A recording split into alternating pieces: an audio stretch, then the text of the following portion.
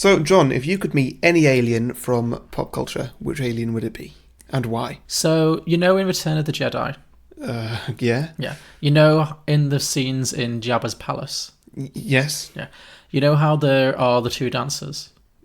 Is one of the ones that gets dropped into the pit? There's the one with the green ear things that gets dropped into the pit, and there's another one who's a big woman with 6 breasts. Sure. I was thinking, do you reckon the male of that species has 6 dicks?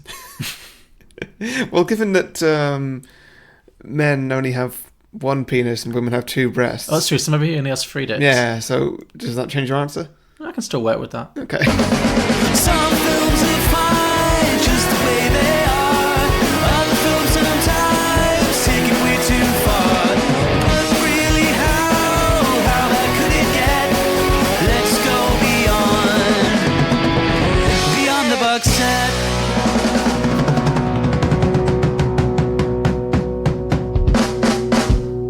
Welcome everybody to Beyond the Box Set, a podcast where we pitch prequels, sequels and spin-offs to films that don't have any. I'm Harry, and joining me as always is John. Hello. And we have another guest on this week, the Dante from PlayD&D and a couple other podcasts. Wait a minute, what are your podcasts called again? Let us know. Yeah, PlayD&D and Let's Get Contextual. So That's it. Isn't that the one you've been on? No, Kid Theory's the one I've been on. That's not even out yet. Oh, okay. Yeah. That's what stopped me. I wanted to jump in with Kid Theory, but it's not out yet. yeah, I'm sorry. It'll be out soon. Working on it. Okay, cool. I'm looking forward to that. I've heard the concept and I like it. Oh, thank you. Yeah, a lot of people have, so I feel bad that I've been holding out so long, but it'll be coming soon. Oh, you're making us want it more, so it's probably a good thing for you in the long run. Yeah, that's true. Also, are you really known as the Dante? Or? Again, I just completely fluffed up the intro there. I was going to go for some kind of an adjective, and fabulous was the one that came to mind, but I know I used that one recently on, was it Jason or something? Charlie was fabulous. Charlie. Multiple people can be fabulous. Yeah. Oh yeah, but I didn't want to take anything away from Charlie. Oh, I see. You don't want to use it so much it loses all meaning. And so then I'd hesitated too long, so I just carried on and just called you the Dante. See, but I like the, because it's like, it's almost like I'm the only one. Well, like Madonna, you are. You are. When people talk about Dante, you're the only one that ever comes to mind. Yeah. Yeah, absolutely. Yeah. It is your Inferno, right? Yeah, absolutely. It was a weird trip, but it was the most interesting vacation I ever had. So Cool. Great stuff. So you've brought a good film with you this week. yeah, and also a difficult one. Yeah. But yeah, I wanted to talk about Arrival. Super great film. So, well, I mean, straight away, John, you want to just say the little story that we've got about this film? So this film actually is a very special one for me and Harry. It's kind of almost the origin of this podcast in many ways, because we were in Amsterdam together 2 years ago, and this was the film that we watched around the same time. We were kind of trying to come up with ideas for podcasts we could do together. So we went to see this in a Dutch cinema. It was in English but subtitled in Dutch, which we watched the whole film. Like, that's okay. It's a little distracting, but it's a really good film, so we can forget about that. So we sit through like 90 minutes of this really interesting, really engaging sci-fi film, and then it gets to the bit that the entire film has been building to, which is when the aliens actually communicate with Amy Adams' character, spoiler, and of course that is done by the medium of subtitles, and those subtitles were presented in Dutch. So we got through like 90 minutes of this incredible movie, and then the big reveal, because neither of us speak Dutch, was completely lost on us. Oh god, it was very disappointing. That sounds terrible. We managed to figure out the basic context of what the aliens must have said based on what happened at the end of the film. But actually, I remember watching the film a second time afterwards because I really, really enjoyed it and was really excited. Like, what are the aliens going to say? What are they going to say? Oh, I'm finally going to figure it out. And the result was actually quite disappointing. Yeah, I was going to say the same. It's so disappointing. Yeah, it's really. I mean, maybe it's not for people who watched it the first time through and just got it. Yeah. But for me, it was just like, oh, this just feels super lame sci-fi. Like, yeah. Here's a bit of time travel nonsense. Come to our home planet, help us out in 3,000 years or whatever. And I mean, I'm normally completely for that. Like, I love films like Interstellar, for example. Sure. Which feels like what that would be. But it was not great. Not really what I wanted it to be. I think it just goes to show that films that allow you to use your imagination are always better than films that over-explain things. Yeah. Which this film doesn't. This film absolutely does let you lose your own imagination. But yeah, tell us a bit more about why you chose this film. Partially because I was having trouble thinking of things, but then like I got to Arrival in my mind, and I came up with a bunch of other ones afterwards. But initially, I was gonna pick Swiss Army Man, but I was disappointed and excited because you guys had already done that one, so it means I got to listen to it. But then I was trying to think of movies that I absolutely love that I wanted to talk about that don't have sequels, because the other one I might have picked would have been Blade Runner 2049, but unfortunately that's a sequel already. So yeah, but I think it was just mostly, this is just an absolutely incredible film that I love so much and I really wanted to talk about, and hadn't seen in a while, so I was appreciative that I got an excuse to rewatch it. No, I was very happy when I was told that you'd chosen this film, because I really, really enjoy it. Mm-hmm. What did you think of it, Harry? Especially watching it back this time. Oh, well, the first time through, it absolutely blew me away, and I think I remember at the time being very disappointed that it wasn't nominated or winning more Oscars than it did. Yeah, it really got shut up. It did get a Best Picture, didn't it?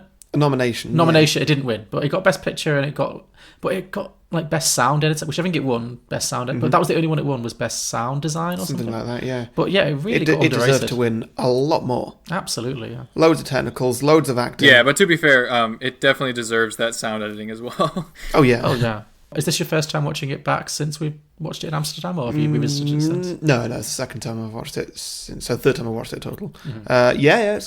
It's still holding up really good. I am making a point of not watching it very often. Like, I have watched it 3 times in 2 years, which already feels like a bit much. Sure. But it's a good film to forget about and then re-experience. True. Yeah, definitely. Just because, like, if you watch it too many times, I feel like the climax and everything is going to be lessened. Whereas if you forget kind of some of the things in between, it's really enjoyable to rewatch. Just from even my personal experience, because I haven't seen it in probably about a year or more. So coming back and rewatching, I saw a lot of scenes that I had forgotten about. I was like, oh yeah, that's really good. I do think it rewards rewatching, though. It's definitely a film that adds more the second time you watch it in particular. Big time, yeah. Because of the way it's structured. And it does have kind of it's not really like a twist, but it's a... It kind of is. It is and it isn't, but I mean, it's not... It doesn't completely pull the rug out. It's more like, that now it all makes sense. It's one of the, it's more like it builds, because it essentially tells you what the twist is in the first 5 minutes, but because you're not looking for it, you don't realise. Yeah. Like that was what I really noticed watching it back this time, was that it explains exactly what it's about in her opening monologue, but only if you already know. Yeah, what was funny is actually my co-host Zach actually figured it out the first time watching. Oh, really? Yeah, he figured out what the twist was based on those clues, which, I mean, good for him, I guess, but I enjoyed the surprise. I used to think this was the beginning of your story. Now I'm not so sure I believe in beginnings and endings. But it really puts a different perspective on all of the scenes that follow us, because the whole film, you think she's remembering her daughter, in the sense that you think that the main action of the film with Amy Adams is happening after she's already had a teenage daughter who's died. Yeah. And so there's occasional flashbacks throughout the film to her life with her daughter, and you think, oh, she's just remembering it because it's an important moment in her life. And obviously, because it's the first scene, you know it's going to be something relevant, because, you know, the daughter's not a character because she's not around in the main action of the film. Yeah. But only when you watch it a second time, you realise that she's not having a memory, she's learning about it for the first time. And it makes it so interesting, because it just completely changes the context of all of those scenes. So it's really definitely a film I think you should watch at least twice. Yeah, absolutely, yeah. It does make me wonder, was she having those memories? And was it like... I forget how she plays it in the film. Is it like she's having those memories and she thinks that she had a daughter for a time? As she is understanding the alien language, because the alien language allows people who speak it to experience time as a circle rather than as a straight line. Yeah. So it's as she's getting more adept at learning the language, she starts to see her own life. So she starts to have memories of things that haven't happened to her yet, if that makes sense. Yeah.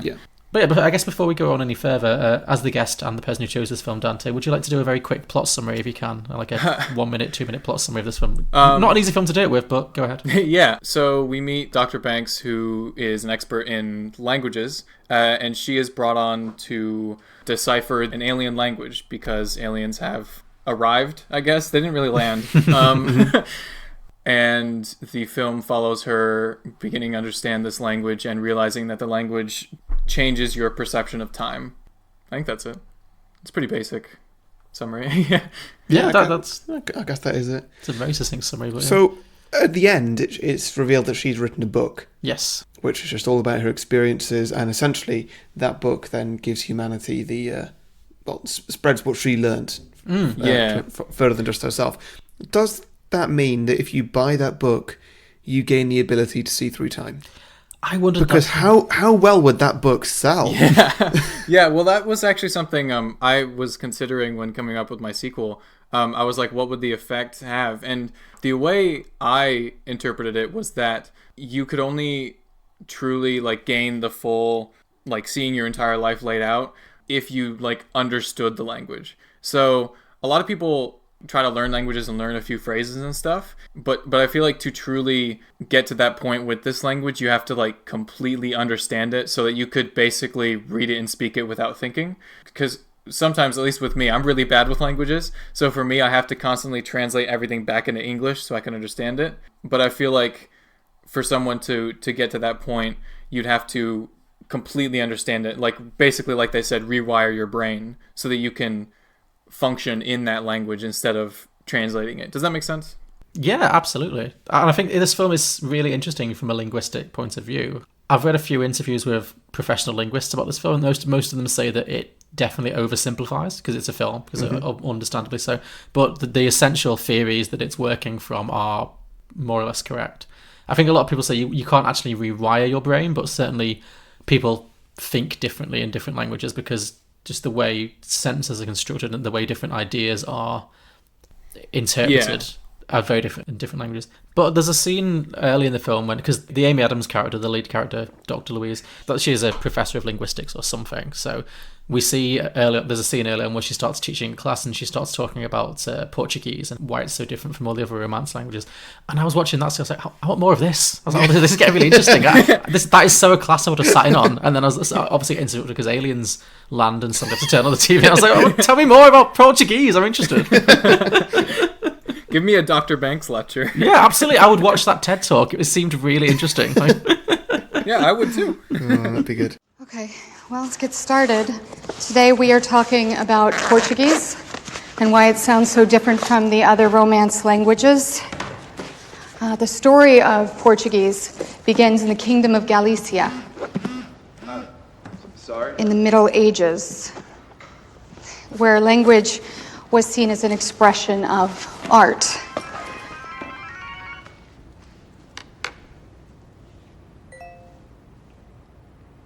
Any news you want to share? Dr. Banks, can you turn the TV to a news channel? Something that was really interesting was that they take so long to reveal even just the ship. Like, if you watch the film, the first probably about 15-20 minutes or so, you hear about the aliens arriving and you get a bunch of like news, like you see, TVs and stuff, but you don't actually see the ship. And the closest you get, I think, is some footage from a Middle Eastern country where you kind of get like a light goes up against the side of it a little bit. Oh, in the nighttime, yeah. Yeah, but then like it waits long enough to build this anticipation to see this monolith, right? And eventually you get there, and then the music just swells, and you're like, "Wow," like I don't know that like. I guess we'll kind of get to it, but that specific shot really just blows me away every time. Oh, it's everything. It's the music, the design of the ship, like the scenery around them as well. It's an incredibly scenic part of the world. I love Denis Villeneuve, the director. I followed him. Obviously, that's a big reason I love 2049. But the cinematography in that shot is amazing because it starts, they're in a helicopter and they're flying into the site, right, in Montana. And they start the shot looking at this line that the military has created to keep tourists away. And they have a bunch of cars just lined up behind it. And you, like, first of all, that's realistic. Like, a lot of this film does very realistic things with how people would react to aliens. And that's one of them, is that there's people literally lined up. And then probably about 2 to 3 miles in, you eventually get to the base camp. And then the camera just pans up as the helicopter's flying and you see the ship. And it's just such a weird, amazing design, and the music just swells and just I love it so much. It's perfect filmmaking. I agree, and I think the effects in general in this film are so good because it's clearly not a $100 million blockbuster film. They've taken a very limited budget and used it so well because a lot of it is in what you don't see. Yeah, that's true. Like, again, they take so long to show even the aliens as well. You mentioned how it's shot in Montana. Did you know that the reason they chose Montana is because that was also the setting for First Contact, Star Trek. That's was where it? First Contact was really? made in Montana, yeah. Yeah, cool. And that got me Interesting. thinking, and that got me thinking, this is a very Star Trek-y kind of film. Mm-hmm. Would you agree? Yeah. Because it's like intelligent sci-fi. Yes. It has a lot of optimism about the human race being able to, possibly misplaced optimism about the human race's ability to, all come together and actually, when push comes to shove, do the right thing. Mm-hmm. Like, this really felt like it could be the plot of a Star Trek movie or TV episode to me. Oh, absolutely, yeah. It was like, if the Next Generation had known what to do with Diana Troy, then Diana Troy would have been Amy Adams. I feel like that's very true. It was all about like communication. Yeah, probably. Yeah. I mean, the Star Trek episode would be sort of the other way around, where the ship comes and lands on an alien planet, and they're just sort of letting that new race try and communicate with them in their own weird way. Which, knowing That Star would be Trek, very interesting. it would, wouldn't it? But knowing Star Trek, it would be extremely low budget. People wearing puppets as costumes. Sure. No tentacle monsters. Well, yeah. That was almost my sequel idea. I went another direction in the end, but my initial idea was to have it be Abbot and Costello would be Jean-Luc Picard and Diana Troy, just enveloped in shadows. Unfortunately, that's where that idea began and ended, so it would have been a very short pitch, but yeah. I'd love a short film on that, though. Yeah. What they're saying right here is that this is one of 12.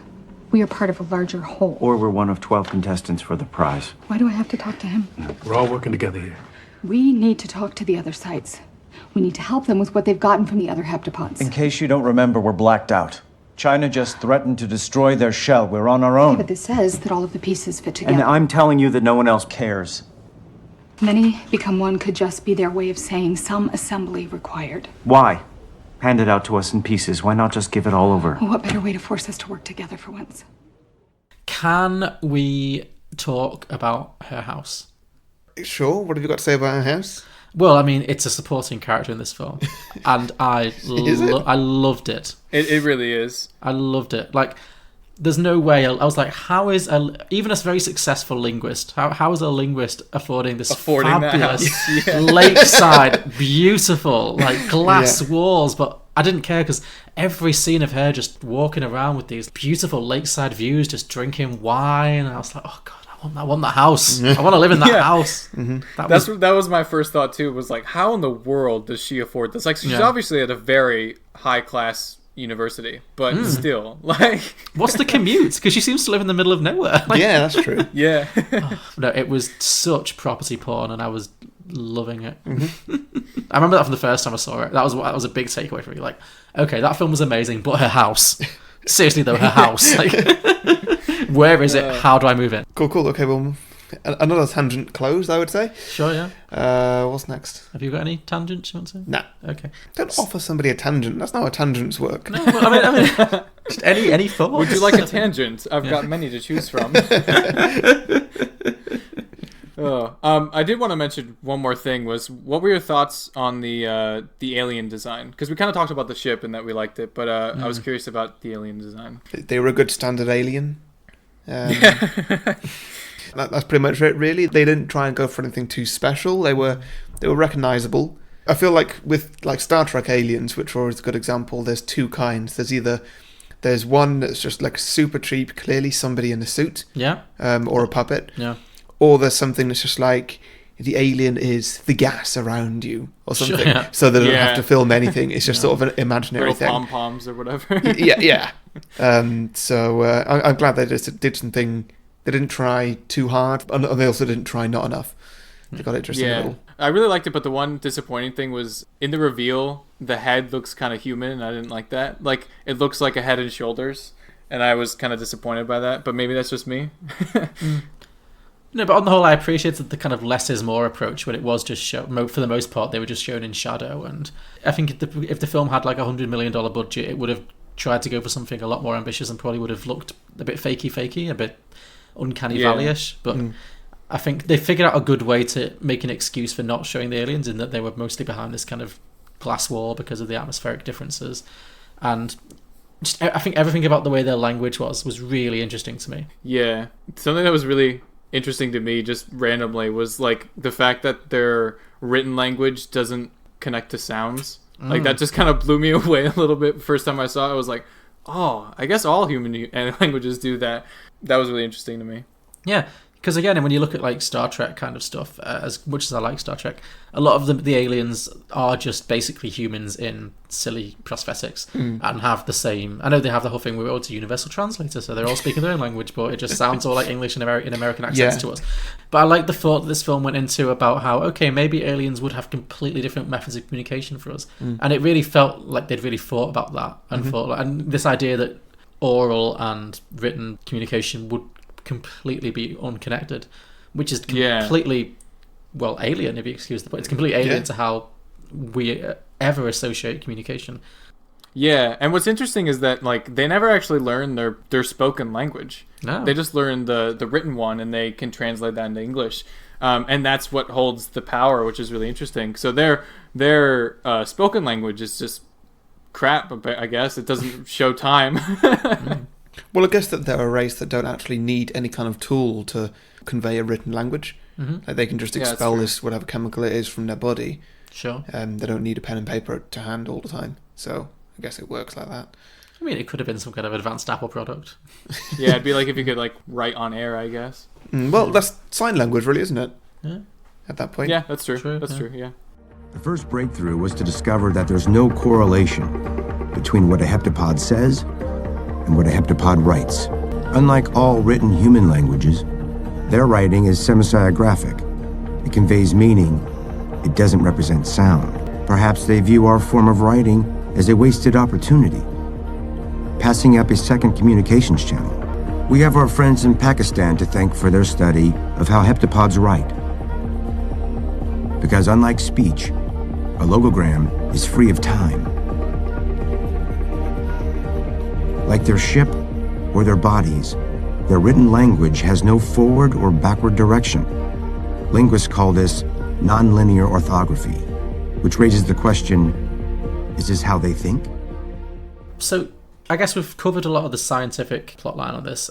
What did you guys think of the kind of other plot about her and her daughter, obviously, and the whole time is a circle thing about the decision that, particularly about the decision that she made. You know, basically, the first scene of the film is maybe the saddest 5 minutes of any film I've ever watched this side of Up. Yeah, I was going to say it's there with so Up, isn't it? upsetting. Yeah, I was going to say it felt very Up. Yeah, I referenced another film.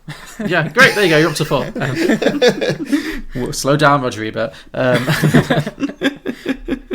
Yeah, so the first 5 minutes of the film, we see Amy Adams raising a daughter, and then the daughter gets some kind of terrible disease, and presumably some cancer or leukemia or something, and dies. And then throughout the rest of the film, Amy Adams is having what we think are flashbacks to that.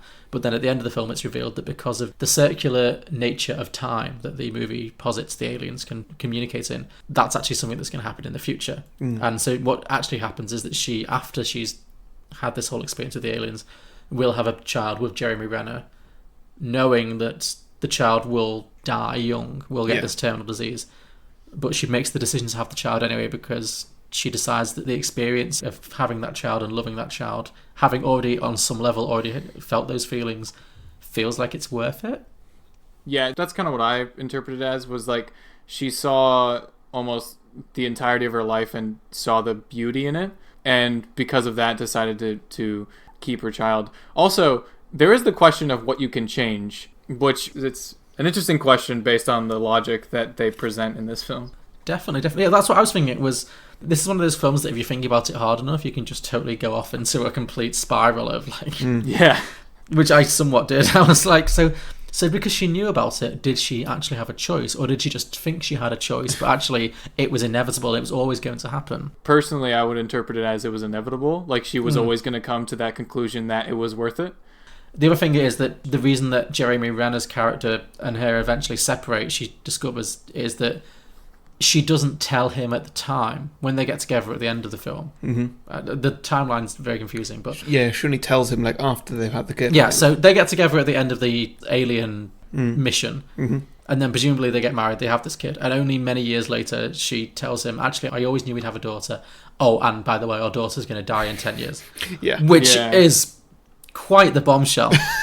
Yeah, it's very justified that he did what he did. Yeah, because she says to her daughter, she's like, well, he left me because he said I made the wrong choice, which is a really valid perspective. I mean, I guess it ties into a lot of stuff about stuff like abortion. If you were to know that you were going to have a child that was going to be profoundly disabled or something, not to get too controversial or anything non-political, but yeah, it posited this really interesting moral quandary. Like, was it fair of her to have this daughter knowing this daughter was only going to have a very short life?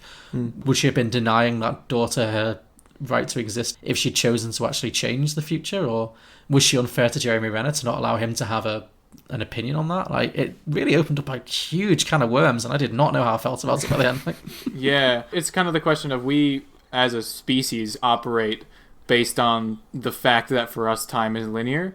So for Jeremy Renner, that's how he's thinking about it. But like, it changes everything when you know what's going to happen, because potentially there are many, many children that would die before their parents. So it's kind of just, it's a question of like, well, is it worth it, essentially? Yeah, well, that's it. I mean, Harry, you mentioned earlier that obviously she writes the book, and so is everyone reading that book, and so everyone can see their own lives. Does that mean that every parent who is going to have a child who predeceases them, for whatever reason, be it illness or accident or whatever, is then going to know, oh, I'm going to have a baby at this point, but that baby's going to die at this point. Should I still have that baby? Yeah. And are they going to have the opportunity to make that decision? Because that's crazy. Well, surely not, because I love us getting into a time travel conversation. Yes. Surely not, because if everybody's going to start having these decisions about, okay, well, I've seen the future of that, so I'm not going to do that. Well, that's going to affect other people's futures. Absolutely, yeah, that's what I mean, Yeah, So- and their own. Because, like, at that point, if they choose to change that, then what they saw never happened, and then you create a paradox. And I feel like that's why I personally think that, like, you can't. You're always going to come to the same decision. Yeah. I think that's where I landed on it. I feel like the choice is an illusion. There is no choice. People in this, I mean, I don't mean this in the real world, but in the world of this film, if time is a circle, and then Once you've seen your future, you're destined to live it. Whether you see it or not, that's how it's going to pan out. And Yeah. you might think you've come to a choice, but the choice was already set before you. Otherwise, you wouldn't have seen it. So, Hannah. Anything else before we move on to drinking games? It's a good movie. It's a great movie. Great, yeah. If you take anything away from this listener, it is watch this movie. It's currently on Netflix in the UK. I don't know if it is globally, but if you've not seen it, it's on Prime in the US. So great. It's one of my favourite films of the past few years, and I would recommend anyone to watch it. it's fantastic. Yeah, cool. Shall we go to drinking games then? Sure, go for it. So my first one is drink every time the Amy Adams character drinks. She's definitely a bit of a low key lush. Like in the first part of the film in particular, she's got a huge glass of wine. Again, it's the house and the wine, which I was like, life goals. But yeah, there's a lot of her just drinking glasses of wine, which I appreciated. So, yeah. Drink whenever Amy Adams explains anything. Oh yeah, I had that too. Yeah, I had that one too. I specified grammar, but yeah, that's pretty much all the explaining she ever does. Yeah, well, mine was specified as every time the movie stops, so that Amy Adams can explain to anyone who's lost a bit what's going on. Yeah. And I really liked I think the best one of those is the kangaroo speech. Oh yeah, big time. Yes. Because it's really, absolutely. Yeah, because you listen to that and you're like, oh, that makes total sense. That's really interesting. And then she's like, it's not true. Yeah. But it illustrates my point. I love that. Yeah, exactly. But and that was like a very meta comment on the film. It's like, it's not true, but people needed to hear it right now to follow the plot. Yeah. Yeah. I did notice with that speech, it felt very Star Trek in the way that it started, because like somebody wasn't listening to her and then she just blurts out one word, kangaroo, and he's like, so, excuse me, sorry, what? and that, in Star Trek, they seem to do that quite a lot as well, where like 7 of 9 will just say Delta Quadrant. Sorry, what are you talking about? And then she just goes off and explains something as though they should have already known just by the first word. This is a very Star Trek movie. I really came. That was a big takeaway from it. This is a very Star Trek movie. Everything you're doing there, I have to explain to a room full of men whose first and last question is, how can this be used against us? So you're gonna have to give me more than that.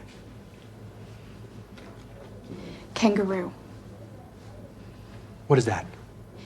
In 1770, Captain James Cook's ship ran aground off the coast of Australia, and he led a party into the country, and they met the Aboriginal people. One of the sailors pointed at the animals that hop around and put their babies in their pouch, and he asked what they were, and the Aborigine said, kangaroo. And the point is?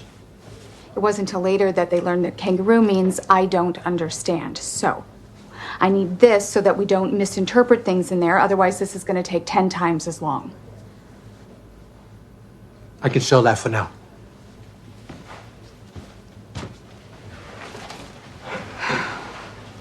It's a good story. Thanks. It's not true. But it proves my point. Drink every time you get flashes. Anytime you get like weird flashes that are kind of unexplained. Like flashes in time, like flashbacks, flash forwards kind of things. Especially towards the middle where like she starts really learning the language and she gets a bunch of them, like the one time where she's in her room and she sees the monster like right there. Like just weird flashes like that. Yeah, it's a good one. So my next one is drink every time Forrest Whitaker speaks and you need subtitles. Was this just me? Might have been, actually. Did you not? Yeah. Okay, maybe it's just me. I like Forrest Whitaker. I think he's a good actor. I do find him frequently difficult to understand. I don't know what it is. In this movie, it felt like he was just really like mumbling a lot. Yeah. He would just bark out words very quickly and very mumbly. And I'd be like, what did you just say? I'd literally have to rewind and put the subtitles on to understand what a word he was saying. Maybe it's just me. I don't find Forrest Whitaker easy to understand. Maybe it is just you. Seems like it is. Yeah. That's my issue. Sorry, Forrest. I've denigrated you. That's just my issue. Fine. Oh, well done. Maybe you should work on your ears. I've already said I've only got the two. I've only said the other one, which is drink whenever Jeremy Renner actually has something to do. Yeah. Which is very rare. I was going to say the opposite of that and say drink every time Jerry Renner doesn't have something to do. Like he's just in a scene for no reason. This is every scene. Yeah, pretty much. Yeah, every scene except the last one. So I feel like my drinking games were more about drinking a lot. So. Yeah, no, that's good. We appreciate that. My last one is just drink for international news broadcasts when you'll see like dramatic news. There's a lot of those. Yeah. Or possibly drink every time. Very good use of them, though. Yeah, absolutely. It was well used. Yeah, definitely. Or possibly drink every time you think, oh shit, if this happened in our actual reality, we'd all go to hell. Like, imagine if aliens landed today. I don't think it would work out that well. Do you think that we'd still go through with Brexit? It'd be Theresa May would be like, alien invasion means alien invasion. Apocalypse means apocalypse. We voted for it, so it would just be God only knows. Yeah, I'm just thinking like how Donald Trump. I don't think he would be like send a linguist. He'd be like send a nuke. Yeah. Terrifying. Are we all done with drinking games? Yeah, I think so. So before we get some sequels, if any of you listeners have enjoyed what you've heard so far on this episode or any others that you've listened to, then please show your appreciation by going to patreon.com/beyondtheboxset, where you can donate as much or as little as you'd like. It can be a very, very small amount, as low as $2 a month, which is pretty much nothing. And we'd be, well, it's everything to us. So that'd be literally nice. Everything. We're hanging on by a fingernail here, people. But $2 is all we need. From just one person, so that should be you, the person listening. You, yeah. Just get your phone out and do it. I don't know where I'm going with that. If you do become a patron, then we've got a few little rewards for you for no matter how much you pledge to us. You can get access to our bonus show called Beyond the Box Set, where we review films that are in a cinema right now. We've got to do one for Fantastic Beasts, Crimes of Grindelwald. Well, that'll be fun. There's a lot to unpack there. Jesus. We've also got to record an episode, maybe also tonight, for Widows. For Widows, yeah. Yeah. One of those films is better than the other one. Well, you'll have to find out by going to patreon.com/beyondtheboxset. Indeed, yeah. Also, if you do that, then you can have a 30-second advert put on this very show once a month per person. Yeah. See, I'm very proud that I've got this now. Don't expect a standing ovation every time you get this basic fact right now. Just you've lowered the bar so much. And there's something else that I've forgotten as well. Oh yeah, once a month you can pick a film for us. Is it once a month, or is it just whenever? Oh, okay, this is the thing now. This is your new thing now. Yeah, if anyone would like to pick a film, we'll pick one patron a month to pick a film for us to discuss. Yes. That's it, okay. Yeah, and if you pick a film that doesn't have a sequel, prequel, or spin-off, we'll do it on the main show, and you're welcome to guest on it. If you do want us to talk about a film that does have a sequel, prequel, or spin-off, then we'll do that on a bonus show, and that'll be just for you patrons. So all that is available at patreon.com/beyondtheboxset. Yes.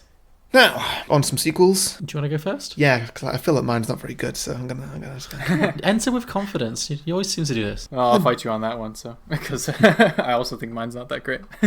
Okay, well, I think the answer really here is this film doesn't really it lends itself to it, but it shouldn't get a sequel. No, 100%. Yeah. And this one's quite a strong one. Of the films you do, this one quite strongly shouldn't get a sequel. I would agree with that. It is tough. I think it's got a very clear beginning and end. Yeah. And it's very tied up. There's not many loose ends to pull out another sequel. So yeah, I chose a very difficult film. You did. You really did. So one thing that I noticed about this film was obviously the alien ships land. Well, they don't land, but they appear all over the planet. There's 12 of them or whatever. And there is one that appears here in Britain. Oh, okay. It actually appears down in Devon. Oh, I didn't notice it was in Devon. Yeah, it literally says it on the screen at one point. Okay. So mine's called Arrival in Devon, ? Okay. Interesting. So one day, Richard Ayoade from the IT crowd. From the IT crowd, sure, yeah. He's working in a science lab in Exeter. Why have you chosen him? Just felt like it. Is he famously from Devon? I do not know. I just wanted to go British comedian. Okay. And he was the first one that came to mind. Well, I had to do a Google search, and he was not the first one there, but yeah. Okay. Well, I have essentially cast the entire cast of the IT crowd in this. Oh, I see. Okay. Oh, So, that's interesting. Okay. Yeah, which was not my initial idea at all. But that kind of works because it's all about computers on a more Exactly. basic level. Okay. I know. Okay, go on. So, yeah, one day, I'm just going to call him by their character names, Moss, is working in his science lab in Moss Exeter. is Richard Ayoade. Yes. Yeah. As a theoretical physicist. And all of a sudden, his phone lights up and he's told to look out the window. He does, and sees in the distance above Dartmoor National Park, there is one of the alien ships. And he says out loud, "Why is there a giant Pringle above Dartmoor?" Sure, yeah. Which he just says to himself. Yeah. At that moment, soldiers run into the lab, led by Catherine Parkinson, who plays Jen. Yeah. The redhead. So they run into his lab and say that they need him because the aliens have landed. They need scientists on hand. Sure. So they've gone to the closest scientist that they can find. And is he actually his character from the IT crowd, or is this more like a Simon Pegg, Nick Frost joint where it's the same cast? That sort of thing, yeah. Okay, I like that more because he could play a theoretical physicist, like a genuinely brilliant Yeah, one. like he's nerdy. Yeah. No, okay, I like this. And he always leans into nerdy. And she's just like a head of government type, like an autocrat. Okay, Yeah. I like this. Continue. So it's still kind of respecting their roles from the IT crowd, where like she's the boss, but he's The brains. yeah. Sure. So yeah, she's gathering the experts, and Actually, just to stop for a sec. Dante, have you ever seen the IT crowd? No, I haven't. I was going to say this Oh, could be man. it's a Making very this very British difficult. reference. okay, well, it's a little bit like The Big Bang Theory in that it's a show about nerds. Yeah. Okay, yeah, But because I've it's- heard about it and I'm picking up a lot of clues, so I am following. But There's not much of it. It There's is only very like interesting. 3 short seasons, but it is Okay. British comedy gold. And if you don't like British comedy, you won't like this. Sure. But I actually do, and my wife really does, so I'll have to check this out. Sure, it is a good show. And the only other major character who I'm sure you're about to introduce is Chris O'Dowd, who is probably the one who's had the most success in America since the show. He was in Bridesmaids. He was Kristen Wiig's love interest. Okay. Yeah, he's done other stuff as well. So Yeah. anyway, continue, Harry. Sorry. So Moss gets in a helicopter and starts flying towards Dartmoor. In the chopper with him, he's introduced to a philosopher. Is this Chris O'Dowd? No, this one is actually Matt Berry's character, Oh, Douglas. of course. Okay, yeah. I just like the idea of Matt Berry being a philosopher. I think he would make a good philosopher, yeah. And so then eventually they land on site that the military has set up, and Jen shows them round to the site. Once they've talked over the situation over a nice cup of tea, Moss and Douglas prepare themselves for venturing into the ship. Jen says the army has already sent a linguist into the ship. Oh, so Chris O'Dowd is the linguist. Yeah. So you're just adding a who's attempting philosopher. communication. Okay. Yeah. I like that this has just turned into John trying to figure out where Chris O'Dowd is. I'm just trying to find an entry point. Okay. So again, it was just the first linguist they could get their hands on. Okay. Well, I love the idea of like a professional linguist with a very thick Northern Irish accent, or wherever Chris O'Dowd is from. Like, you'd think a linguist would be very cleanly spoken, and Chris O'Dowd is not that. I mean, initially I went with a completely different cast other than Richard Ayoade, and I was just picking random comedians. Okay. So Jen was going to be... was it Jen? Oh, no, sorry. Matt Berry's character was going to be Jennifer Saunders. Oh, that'd be fun too, yeah. And Chris O'Dowd's character was going to be Sarah Millican. Nice, okay, yeah. Anyway. That probably would have been too provincial. Yes, that's what I was thinking. I'll just keep it to one show. Yeah, I think IT Crowd has some American followers. Yeah. Hopefully some of our listeners will get this. So they go into the ship through the scissor lift and the whole dodgy gravity situation, which... So it's the same setup as Arrival then? So. Oh, yeah, pretty much. Okay. Which Moss is really excited about, the whole weird sideways gravity thing, but Douglas just doesn't understand it at all. I would like to see a high-budget sci-fi film with this cast. Yeah, it would be good, wouldn't it? It would be fun, yeah. They get into the main room of the ship and see the linguist is Chris O'Dowd. Yeah, so Chris O'Dowd's language skills are essentially him doing that standard British thing that all us Brits do when abroad, where we just repeat the same thing again, louder and slower. Are you referring to What is your purpose here? So he's basically my dad. Yeah. Moss says, well, maybe you should try something simpler, like perhaps your name. And he says, okay, my name is Roy. Je m'appelle Roy. Mi amo es Roy. And so on, yeah. And then Moss says, yeah, I'm sure that's going to work. And Roy's like, well, have you got any bright ideas? And then Moss is like, no, but I know where we can get some inspiration.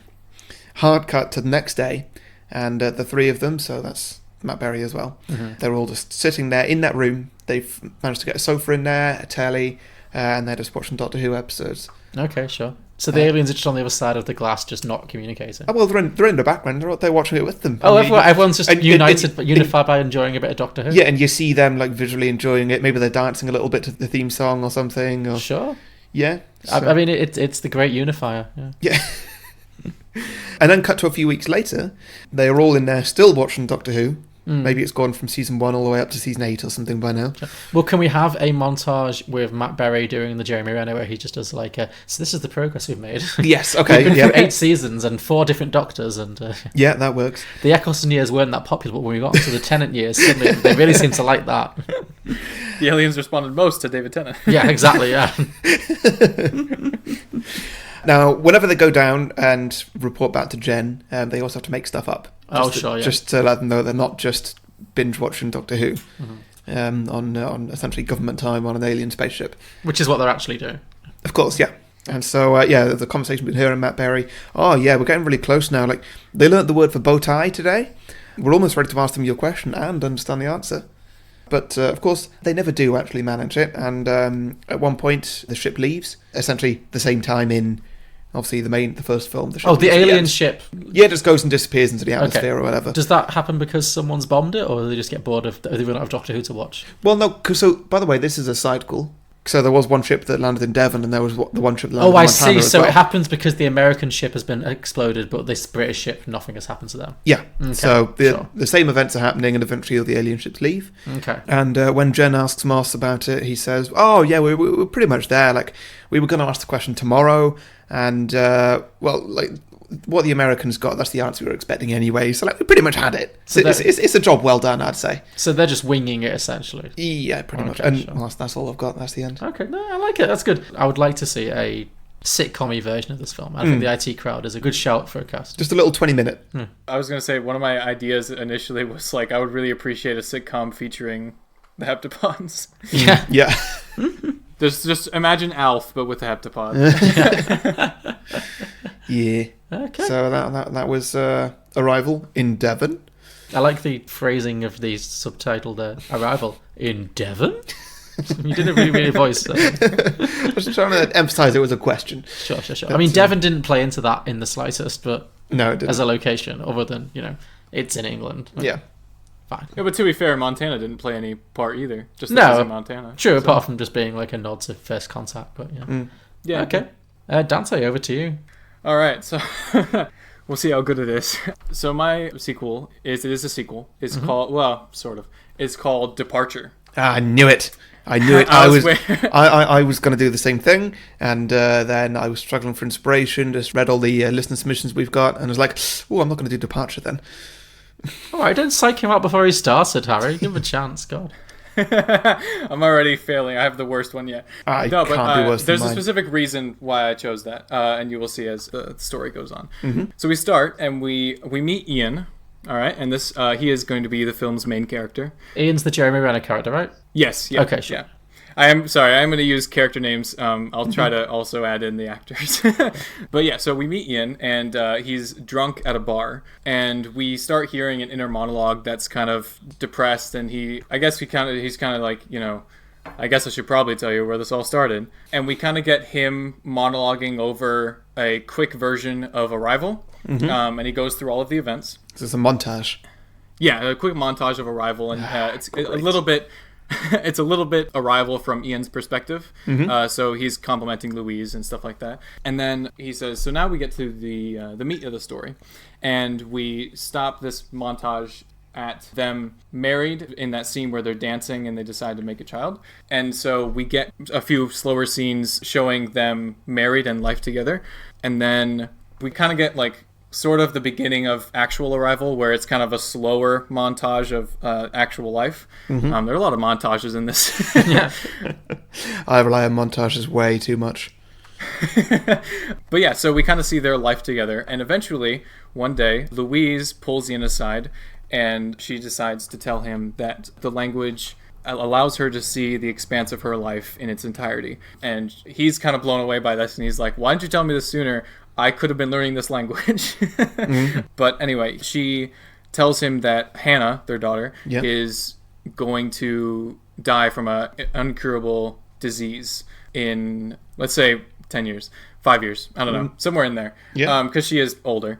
Ian completely freaks out and, you know, rants on her for how could she keep this from him? This is their daughter. Why did she agree to have the child in the first place? And he leaves. He barges out, and they obviously get the divorce, and he goes to a bar and gets drunk. And then another montage, man, a lot of montages, of the next couple years. Whenever he's spending time with her, he decides to take some of her DNA. And he decides to devote basically his life to finding a cure for this disease that he doesn't even know what it is yet. Okay. So you see a montage of him spending some time with her, but slowly he's just not, he feels more distant, and eventually he's just not even taking his weekends with her. And you see him working in his lab, just poring over his work. Eventually, he's working, and he's actually like, a lot of it is him stumped, but this time he figured out what the disease is, and he's on a lead, essentially. And he gets a call from the doctor's office saying that Hannah has passed away. And he's completely devastated, and he does like a swipe of the table to throw everything on the ground because he's so mad. Classic, yeah. And then we meet Ian back at the bar. We basically caught up to him. But then as he's sitting there, he gets an idea. He remembers that there is this magical language that can show you all of time. And he decides that if he has the information now to make the cure, and he learns the language, he can go back and focus in on a time before she died and make the cure with the information that he has from the future and give her the cure, thus preventing her death. Right, okay, yeah. Interesting. Yep. So he goes to Louise for the first time since really the divorce and demands that she teach him the language because he knows that he can't learn it on his own. She tries to convince him that this isn't going to work because, you know, it's already kind of planned out. How could this work out this way? But she agrees to teach him. And slowly we get another montage. Jeez, this whole movie is montages. I apologize. What are you going to set these montages to? Have you got a particular song in mind? Or? I was thinking Time of My Life. Good choice, yeah. By Green Day or the song from Dirty Dancing? Which one? Both. There's enough montages. Sure, yeah. Yeah, different ones for all of them. You can do Turn Back Time as well. Actually, yeah, if I could Turn Back Time by Cher, would be thematically perfect. Yes. Yeah. See this? Anyway, yeah, so these are all set to various time-related songs. But slowly Ian starts learning the language, and he starts to see flashes of the future, but all he sees is a loop of rope hanging from the ceiling and himself standing on a chair. Oh, no. But he ignores these, pushes them aside, and keeps going with learning the language. And eventually, he learns the language, and he sees his whole life. And he immediately focuses on the day before she dies. He rushes to make the cure, races to the hospital, gives her the cure, and she closes her eyes, and it's a dramatic, like, is she going to die? Is she going to live? Classic movie scene. And she slowly opens them and says, Daddy? And then immediately... That was a very energetic daddy. Yeah. Daddy? Daddy? Daddy? I'm not an actor, I'm a director.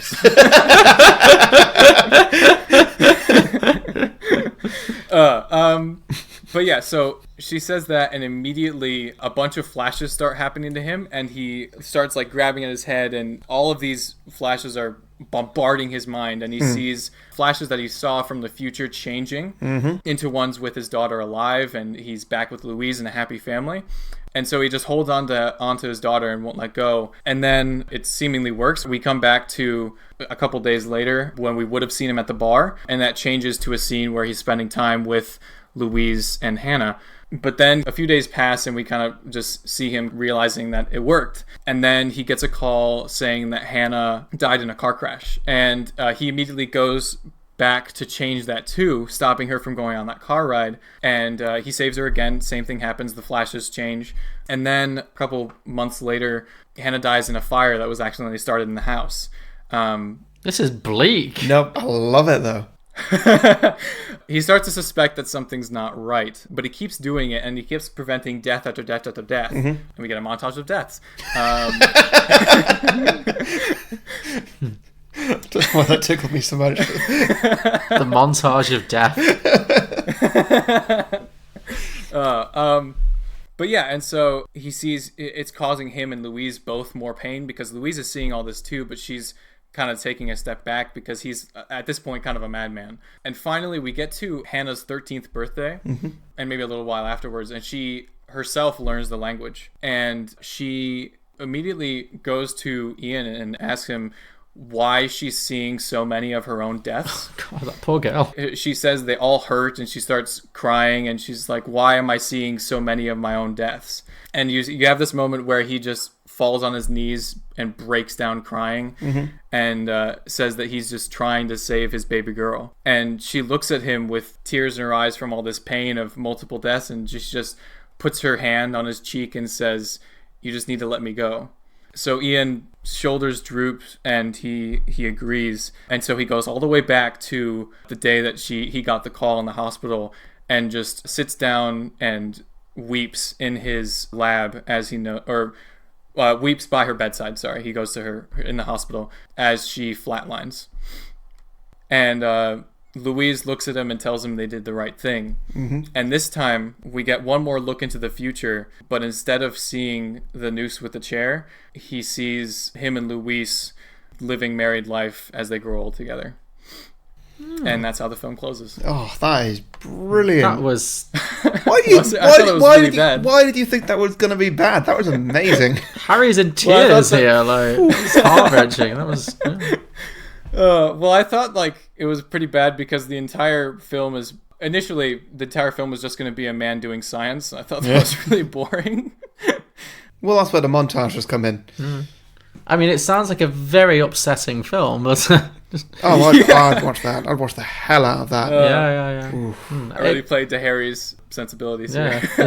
So hence why it's called Departure, because it's the aftermath. Yeah, it's like Arrival meets Final Destination. Interesting, yeah.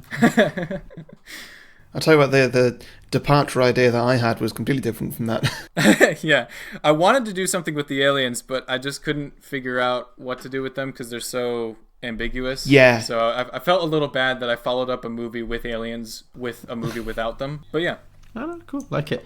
And as luck would have it, my sequel is all about the aliens. So great. Let's see nice. nicely. Unless you have any more questions about Dante's sequel. No. Cool. Okay. I mean, well, other than Dante, when are you making this? If Universal hits me up with the budget, we can start next year. Get in touch with Denis Villeneuve. That sounds well up his street, yeah. Please, can me and John be executive producers? We need that money. Absolutely. Yeah. Except John is only half an executive producer because he doesn't love the idea like you do. I liked it. So I'll be an executive producer, John, you'll just be producer. I think that's actually a higher title, you know. Is it? I think executive is like, Is it? I think that's like a lesser, it's like vice president, it's like executive vice. But no, you can have that, you can have the extra title. Wait, what is it? That doesn't make sense. Executive, that's like better. Like when you get the executive suite or something. I feel like someone needs to have a Google now. Yeah. Sure, you can be the executive producer. Right, I'm gonna Google this real quick. This is an important tangent. It's very important. This will definitely make the final cut. There's no way. Is executive producer higher than producer. Google's already... Okay, you're not the first person to ask this question. In general terms, the producer is the person who is involved in producing the film. He, apparently, is the only one who is as closely associated with the project as the director himself. The producer is also responsible for marketing the film well. An executive producer, on the other hand, may not be quite involved in the project. There we go. Thank you very much. So fine. There you go. All right, cool. So the executive producers are just the ones that chuck money at it, and then the producers are the ones that chuck money at it but actually work on it. You know what? I'm fine with that. So basically, it's just a reflect. It's just like our podcast. I do all the work, you take all the fucking credit. Yeah. Cool. Okay. So my sequel, I've not got a title for it, but it tells the same story, but from the perspective of the two aliens, Abbot and Costello. All right. I'm just preempting this. This is going to be hilarious. Well, don't get your hopes up too high. Well, I imagine it's either going to be hilarious or it's just going to be 90 minutes of them going... Well, yeah, okay. So basically the premise of this is that they are not in fact the wise space philosophers Perfect. Perfect. That the humans believe them to be. They are in fact... This is the direction this film needs to go. Yeah. Oh, quick question. I don't actually know who Abbot and Costello are. Oh, they are an old comedy duo from American film. Okay, I thought so. Do you know? I wasn't too sure. Oh. Are they American or are they English? I don't know. I thought they were. I mean, I know they have American accents, but I thought they were like British television. But maybe I'm wrong. Basically, Abbot and Costello is like the reason that Who's on Second became such a big thing. Mm-hmm. Okay, like they're like the origin of that. Yeah, I was just checking that they weren't like Who's the on first, whatever. philosophers or artists or something. Oh yeah, they're American. American duo. Yeah, they're like a comedy duo. Yeah. Cool. Okay. So, they're not wise space philosophers, but they're actually the stars of an intergalactic prank show called Space Punked.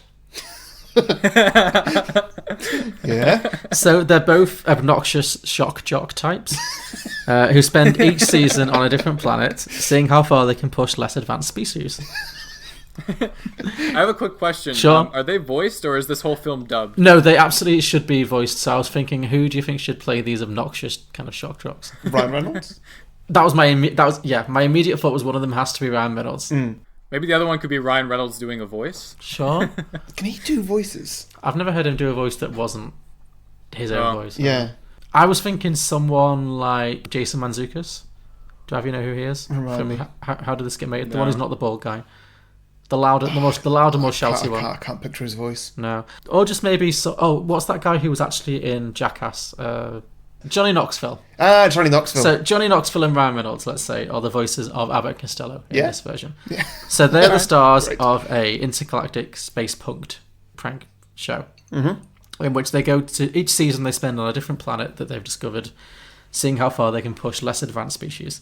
And the show runs on a point system. So they get 10 points if they can cause looting and rioting. 25 points if they cause a full-blown war. Yeah. 50 points if they can convince the species to worship them as gods. And 100 points for total obliteration. Great. Yeah. Obliteration of the planet. Of the planet, yeah. But they're not... the thing is, they're not firing any weapons. It's only if they can convince the species to destroy themselves. By doing nothing.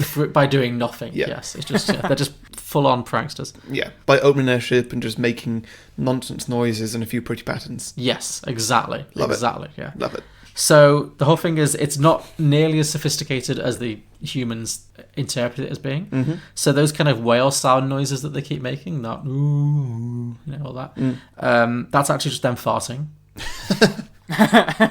And the smoke message. Do that a lot. Yeah, and the smoke messages, they're very flatulent. Yeah, it's a shock. It's a lowbrow shock jock Jackass show. So yeah, and the smoke messages are just the blowback from their intergalactic bongs. Lovely. They're like blowing smoke rings and just okay, yeah. And they're just and so the human characters are just totally overly interpreting that. So this show, as we open this film, this show has been running for years and years and years. And to be honest, the format is starting to get a little bit stale. So for the Earth episode, they're going to get a little bit more ambitious with a twist on the formula. Mm-hmm. So obviously in the film Arrival, there are 12 spaceships that land in 12 different locations. But actually, those spaceships aren't spaceships. They are satellites. Mm-hmm. And all the world leaders are actually talking to the same two guys, our hosts, who are just actually sat in like an intergalactic basement just a little recording studio in their basement, in Right, their okay, apartment. You know, they're just transmitting. Oh, is that why I have to close every so many hours so that they can talk to the other people? Yeah, exactly. They're just trying to jump between all of them. Yeah, they've got a lot. They're spinning a lot of plates in this sequel. Yeah. Okay. So yeah, that's what they're doing.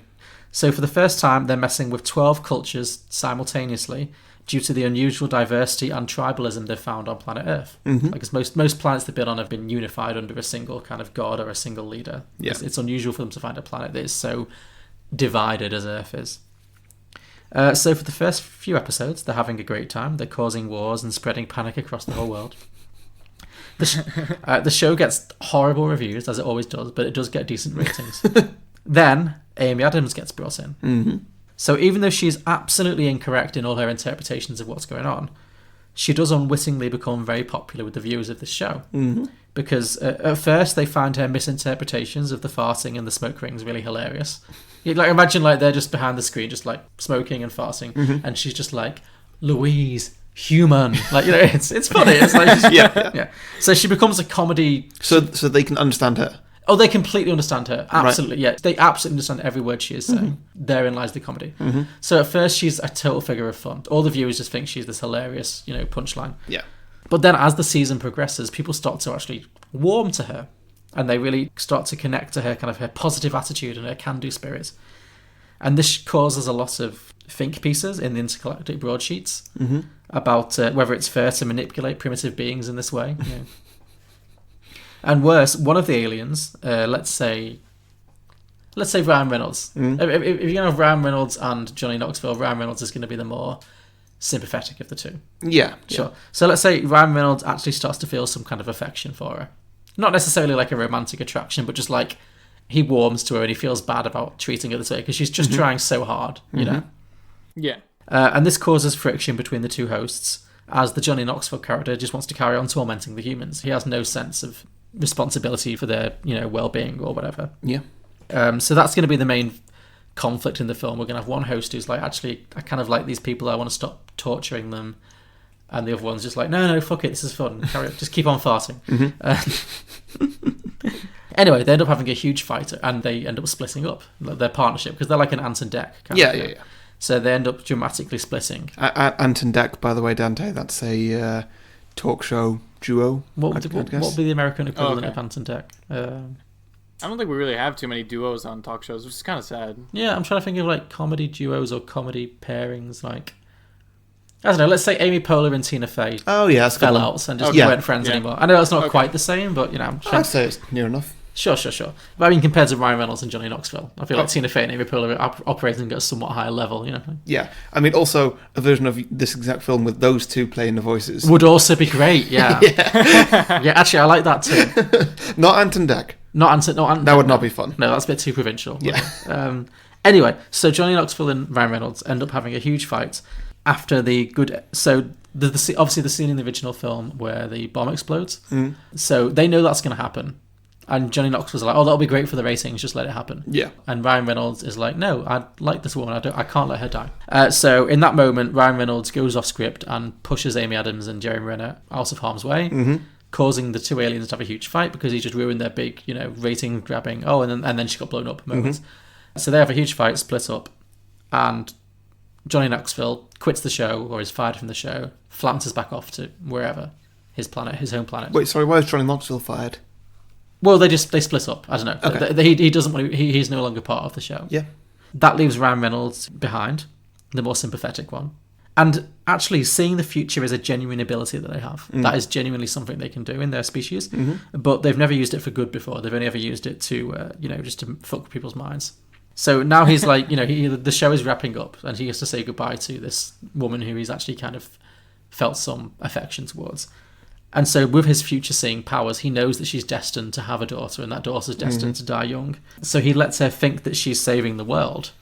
He gives her a gift, basically. So he's like, well, okay, she doesn't really understand anything, but I'll throw her a bone. Yeah. So he kind of lets her see in just enough of how they think and how they see time, etc., to make her think that she's actually communicated enough to save the world. And so he makes up all this nonsense about, yeah, we're going to help you now and you can help us in 3,000 years. That's just utter bollocks. He's just making that up completely. Sure. But in the process, he also gives her the slightly poisoned chalice, but he gives her the gift of seeing her own future, and so prepares her for the fact that she's going to have a daughter, and lets her think that she's going to have enough free will to have made the choice on her own to actually follow that through and to have that daughter, so that she will appreciate every moment that she has with Hannah. And that's it. And then the film ends with the TV show being cancelled and the Ryan Reynolds alien mending his ways, swearing never to be on another tacky prank show ever again, and joining the cast of Intergalactic Strictly Come Dancing instead. Or Dancing with the Stars. That was amazing. Dancing with the Stars, that's better. Dancing with the Stars is the American version, sorry, yeah. It's a bit of pun for if you Oh, true. Well, yeah, I just think... Clearly you're not very good at working out. Well, it is... Okay, so, Dante, you know the TV show Dancing with the Stars? Yeah, absolutely. In England, it's called Strictly Come Dancing. Nobody knows why. It's a stupid title. Dancing with the Stars is clearly a better title. It's because it came from Strictly Ballroom. Well, yeah, but it doesn't make any sense. No. But anyway, so sorry. But yeah, Dancing with the Stars is a better title. So yeah, he joins Intergalactic Dancing with the Stars. And yeah, end of film.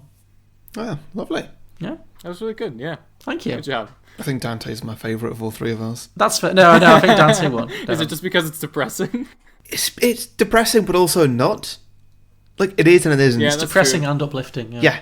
I could definitely... It's the one that I could definitely see getting made. Yeah, initially I was going to have a sad ending, but I threw in the little happy ending. He did change something. Well, like, it is a sad ending, but it's also... It's bittersweet. Is that what bittersweet is? Yes, yeah. But it's happy and sad. Yeah. Yeah, so... Oh, that really got to you, Harry. I'm glad it was good, because really, like, in the works, it was really bad. I was really not happy with it, so... I had to pull in some help from both my wife and Phil Better, so... Oh. And he said not to credit him, but I did. Well, there you go. Phil Better. He's the Carrie Fisher of Beyond the Box Set. Script doctor, behind the scenes script doctor. Yeah. Okay, so should we get some listener submissions? Yeah, sure. Do you want to start? I guess I'd better not. I'm very excited about this because I've purposely avoided them, so... I purposely went to see them because I was really struggling with ideas. Yeah, I was too, but I didn't want to like copy somebody's, and I knew I would if I looked. So I was like, all right. Generally, mine, like I'll see one and I'll start writing something, but then it'll go in a completely different direction. Yeah. Like I'll use somebody's idea to sort of kickstart my idea. Oh, that's fair. Yeah. So, yeah, that's pretty much it. Let me just find them. Maybe you're just more talented than me. Oh, I don't. By the results of this episode, I do not think so. Yeah, this was the one that actually eventually inspired mine. Ray Mann has said, what's a good name? What if Amy Adams wasn't the only human whose mind/perception of time was altered? What if another person had been affected, but differently, and was seeking her out? What if those two connecting acted as a signal to the aliens that a human evolution was underway, and acted as a beacon to bring the aliens back? Oh, so it's like somebody in the world develops a psychic connection to Amy Adams? Yeah, I think so. So essentially, it didn't all happen in Montana. Like, somebody else was successful as well. Oh, I see. Okay. Because the film really does picture it as though, like, the Americans are the best in the world. Oh, I see. Oh, so it's one of the... which, of course, sorry, Dante, of course, that you are. You are. No, we're not. It's okay. So, yeah, that's that. And that just inspired me to sort of think about, oh, yeah, different location. Let's just, what was going on in Britain? Let's do British comedy. Yeah, and, sure. What's happening in Denmark? Sure. Yeah, sorry, this is back to the film, but one thing I did appreciate was that they had the screen of the other locations, and like Australia and Britain were talking to them, so I thought that was interesting. Yeah, that's probably accurate to the ones that they have the closest relationships to. I liked the random throwaway line where it says, so what connects these 12 locations? What was the initial thing that they said that connected them? There was something semi-legit that I can't remember what it was now, and then it was like, but then the second thing is that Sheena Easton had a hit single in all of these locations in 1980. Oh yeah. But then I looked at the locations. I was like, Sheena Easton had a hit single in Siberia? Really? That doesn't seem realistic. See, that's where the film got unrealistic. Yeah, completely. It did not depict accurately Sheena Easton's global reach in 1980. Yeah. Okay, so on to the next one. Oh, look who it goddamn is. Phil Better. So he's got a sequel idea. This isn't the first time aliens have visited. The last time caused the Second World War. Also, they caused the Mandela effect. What's the Mandela effect? Oh, I was hoping somebody else would know. I don't know what the Mandela effect is. I'm trying to remember. I gotta Google it. Or Harry can, because my internet's bad. I'll do it. It's all right. Mandela effect. Look, Phil, you're teaching us. We're learning. I should remember this. I'm like a sciencey guy. You're like a sciencey guy. I'm like so scientific. Yeah, well, okay. Like a sciencey guy means I used to want to be an inventor, but now I've given up on that. So. Oh, the Mandela effect is evidence that you may have experienced events from a different reality. Finding others with similar memories can affirm this. So I guess that is the effect that is in this film. I don't know why it's named after Nelson Mandela, but sure. Maybe it's not. Maybe there's... It could be another Mandela. Yes. Yeah, it might not be Nelson Mandela. Fine. Nelson Mandela's Maybe it's brother. like just a weird version of Deja Vu. Yeah, it seems to basically be a version of Deja Vu. Sure. Okay. Lee Agnew said a sequel called Departure. Oh, sure. Yeah. The humans try and go to the alien planet, which was my initial concept, was that, which I feel is the only straight sequel that you can really do with this. The humans try and go to the alien planet. Yeah. Yeah, because it's supposed to be like 3,000 years later, you're going to help us out. Oh, sure, it's the 3,000 years future Earthlings. Yeah. Maybe it could be a montage of the last 3,000 years. Yeah. When I was trying to do a direct sequel with like the 3,000 years later, I had this like idea that the humans would try to find their planet, but like couldn't. But then I couldn't come up with a justification as to why they couldn't find it, so that's why that idea died. For me, it was just like, well, what's this alien world going to be like? But it's difficult because the aliens, they're so... well, Dante, I think you said earlier, like anonymous or something? Yeah, they're ambiguous and like... Yeah, there's just sort of no characteristics really to them. defined. Yeah. Don't really know where to go from there. Okay, Josh Curie says Amy Adams is teaching people the heptapod language at the end of Arrival, right? Have it set a few years later, when the language is taught to a few select students, maybe military or whatever, but each of them struggles when they begin to see visions of their future. Many assume visions of injury, death, etc. are predestined to happen, but one rejects this and wonders how things can still happen that way when they already know what to expect. So that student looks for answers in specific words of heptapod to do with time, possibly, or future. Boom, whole new dimension of the language opens up. The ink exists in 3 dimensions and shifts over time, and when you can read it, you perceive all possibilities of past and future. Have that realization play out against a backdrop of more immediate tension and threat. Maybe the language is being kept secret by the government and military, and the students are split about what they should do with their knowledge. They see disasters that something might be able to prevent, etc., etc. Call it Casualty. Who wrote that? That was written by very interesting. Josh Curry. Josh Curry, who was clearly stoned out of his gourd when he came up with that idea. Really? I mean, he's just taking this film to the next level. Sure, with the help of a massive bong. Where? Hey, I'm not taking away, I'm just saying. You know. Paul Spooner says all-male reboot, and then a laughing emoji. Okay, yeah. So, thank you, Paul. Jason Croxon says, Arrivals. Aliens have landed once again, and the government knows to call linguistic professor Louise Banks, Amy Adams, who has already proven her skills with the heptapods. So once again, armed with only a whiteboard and pen, she enters the ship to make contact with these visitors, known only as xenomorphs. Oh, Nice. Okay. That's not going to end well for her. No. And that's her predestined death. Yeah, she saw it coming. She can't say she didn't see it coming. I see inferior sequels. Okay, I have a few as well. Garrett Hunter said, it's 3,000 years into the future. The heptapods have returned to enlist the help of the humans, as they requested in the original film. The Earth is full of people who have been taught the language of the aliens, and it has not been good for the human mind. Experiencing time as a flat circle has spiraled half the planet into madness. The heptapods regret reaching us because they see the destruction it has sent our planet into. A linguistic scientist who has been studying Dr. Louise Banks' journals is our protagonist and window into the confusion and fear that comes with seeing past, present and future all at once.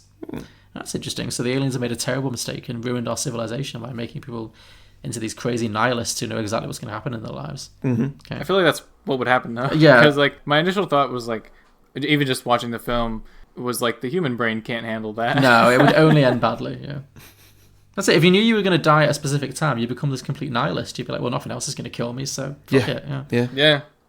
Then you could be like the ultimate daredevil. Indeed, yeah. You'd be Johnny Knoxville. Maybe he knows. Maybe he's always known.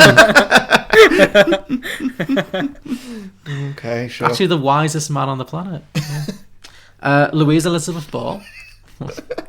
Sorry, Johnny Knoxville being the wisest man on the planet. Yeah. Louise Elizabeth Ball, friend of ours, said, Departure. Well done, Louise, very original. The aliens realise how fucked the Earth is, and they're like, bye, bitch, this shit's fucked. So I guess it's like they come down to the planet as it is now and see Donald Trump and Theresa May and all that stuff. They're like, nope, these are going to be no help to us in 3,000 years. Sure, because they won't be here. Drew Mancini also said Departure. That should just be a drinking game now, just for people who say departure. Robert McCoy said, but what does a sequel mean when time is non-linear? So, okay. That's fair. Yeah. That's what is a fair. sequel? That is completely fair. Yeah. Mika Monanen said, Arrival 2, asking to stay over for a few more days. Adam Capitanio said, Arrival 2, nah, rival. As in, nah. Okay, sure. Arrival, yeah. All right. Mike Carey said, Arrival revival. Arrival arrives. I feel like I should try and read that in my best, like Amy Sedaris, Princess Carolyn from BoJack Horseman Yeah, voice. please. Yeah. Arrival revive. I can't do that voice. No, you can't. Arrival arrives. But yeah, puntastic. Scott Rawling said, late arrival, layover. Dan Costa said, Louise Banks, the Amy Adams character, now runs a rec centre for at-risk tweens. Everything is going well until real estate developer Beal Elzebub, played by Mark Lynn Baker, I don't know who that is, shares with Louise his plans to buy the rec centre at an upcoming public auction. Louise has hired her friend, Colonel G.T. Webber, Forrest Whitaker, to take care of the bookkeeping. He did not share with her that they could not afford the mortgage payments and now they're in danger of losing the centre altogether. Just when all hope seems lost, her old alien pals come back. With the help of the aliens and some plucky tweens, they might just be able to save that rec centre. So, I guess that's just an inspiring teen movie. Mm-hmm. Woodruff Lapukta said, Arrival 2, arrived. Yep. Yeah. Ben Batchelet said, Arrival 2, baggage pre-check. A sequel that happens before the original. Grace Tomzak said, Arrival 2, gate change. Mm-hmm. You're spotting a theme here, I'm sure. Mm-hmm. A lot of people use flights quite a lot, don't they? Yeah, I've got a very jet-setty Facebook following. Zachary Pierce said, Arrival 2, to rival. Just to rival. No, I got that, John. Right. Yeah. Yeah, you happy with that? I'll take it. Cool. Harry approves. Matthew Hedge said, Arrival 2. Turns out if you can communicate through time, you can change the future so that super sad thing doesn't need to happen, you jerk, Phil. There we go. Yeah. Will Buckingham said, Arrival 2. A little less conversation, a little more action, starring hologram Elvis Presley. Great. Yeah. James Brzezinski said, Arrival 2. Just kidding, humans is tasty. So, the aliens are actually just cannibals. Great. Yeah, I like it. Yeah. Well, not cannibals. No. Oh, sorry. They just want to eat humans. Predators. Predators, sure. They are the predators, sure.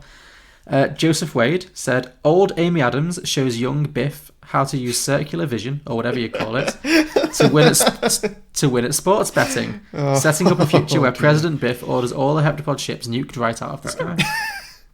Great. Oh, I love it. Christy Kilgore-Hiltner said, Arrival 2. So you thought you were done crying? Mm-hmm. Yeah. Dan Rabinowitz said, Arrival 2, contact-free. Have you seen the movie Contact with Jodie Foster? No. It'd be a good one to do on Two Geeks, Two Movies, your other podcast. With what? We're Arrival. Right. Similar film. Okay. Smart sci-fi. Jodie Foster. Sure.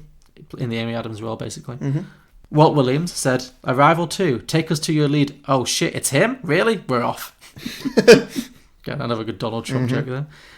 William Evans said, now gifted with super language, Amy Adams' character starts growing extra limbs, 7 in total, and head explodes. It's revealed that the heptapod aliens weren't aliens but hyper-advanced future humans from the future. Oh, I see. So learning the language makes her evolve faster, and she becomes one of them. Mm-hmm. Interesting. Okay. Ross Burton said... Oh, I'm done with this. Departure. But he did. I love the little intro there. Yeah, but he does have what I think is actually a very good concept, despite the uninspired sequel title, which is it's a shot-for-shot remake, but done backwards. Which actually, considering how this film messes with time, could be quite interesting. Yes. Yeah, that would be really interesting. I like how you just made fun of Departure, though, but that was my title. Well, sorry, it's been everyone's title. Well, you got there first, and then like 5 other people have done the same. Yeah, that's true. Yeah. I like mine because it has double meaning. Indeed, yeah. I think you've made the best use of Departure so far. Well, thank you. Also, I'm glad that of the 3 of us, one of us did actually go with Departure. Sure. Yeah, I was really afraid you guys were going to as well. Oh, well, I so nearly did. Blokebusters at Blokebusters said, I'd quite like to see a prequel set on the ship that we are familiar with. Obviously subtitled, but we get to see the aliens starting off, discussing their upcoming mission, what they know will happen, and their hopes for the future, past and present. Oh, so I guess that's kind of like mine. It's like from the aliens' perspective. Title, Departure. Come on, guys. Come on. Quiz and Hers at Quiz and Hers said, "This film is too good for a sequel, so instead, why don't we start a cinematic universe based on Ted Chiang's short stories," which is the short stories of the person who wrote this short story. So yeah, that's that. Apparently Exhalation's very good. Not read it, but fine. Sure. At one Aussie Nerd 1 said, "The first movie being about aliens helping the humans because of them needing our help in the future, so obviously the sequel should be, how do we help them in 3,000 years?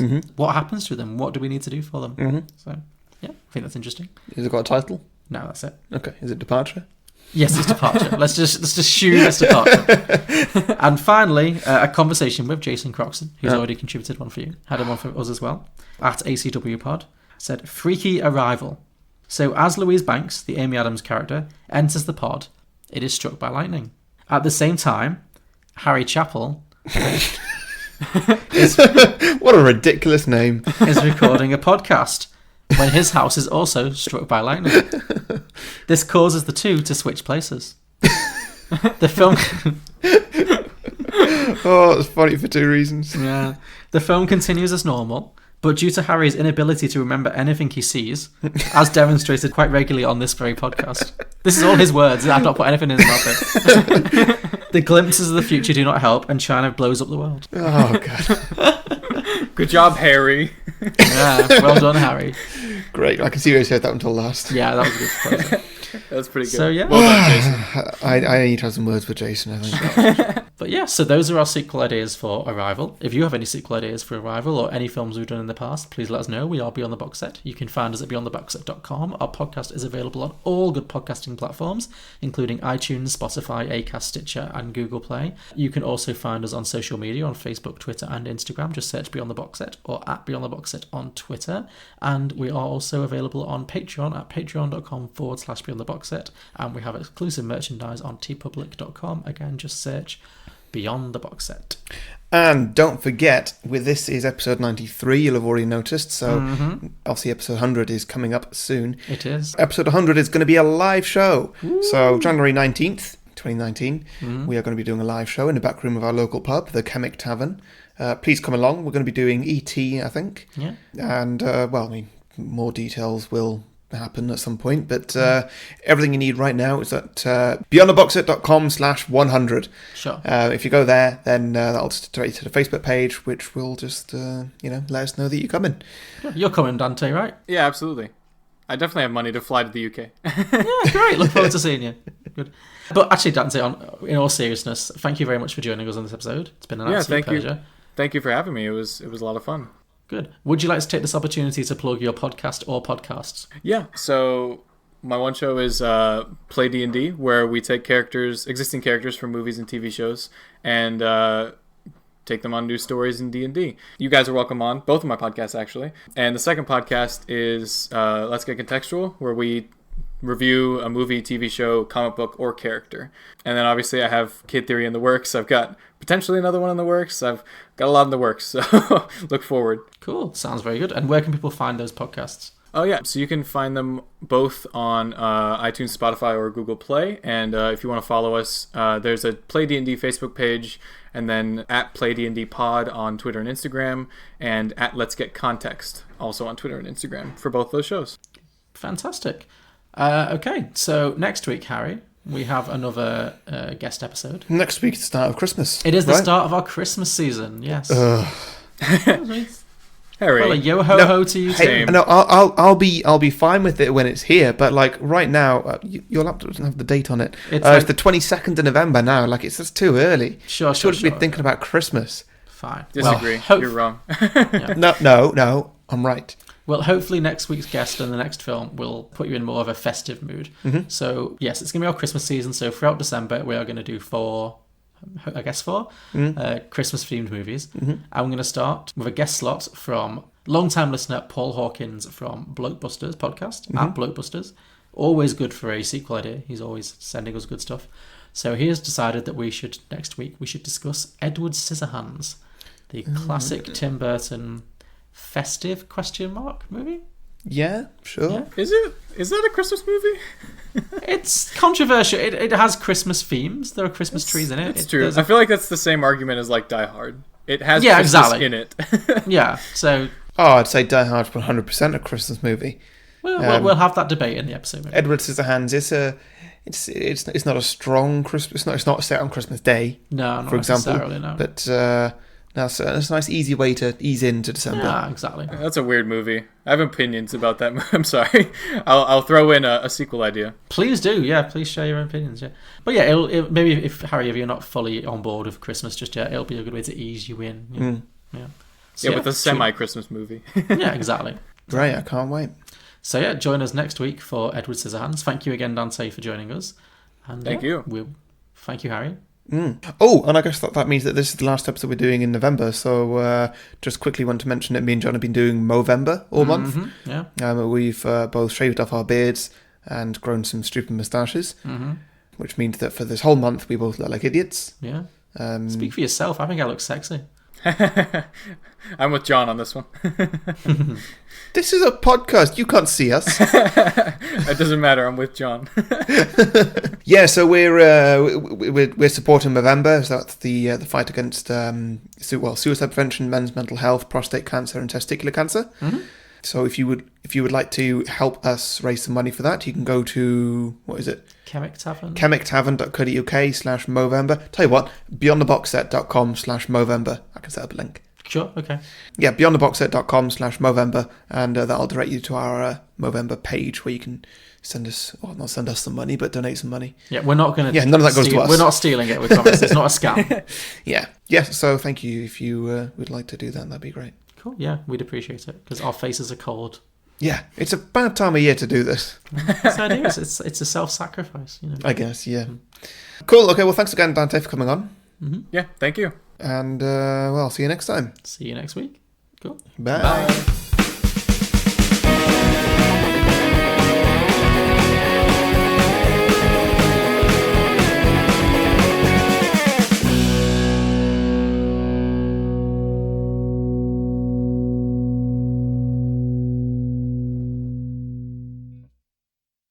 Kangaroo.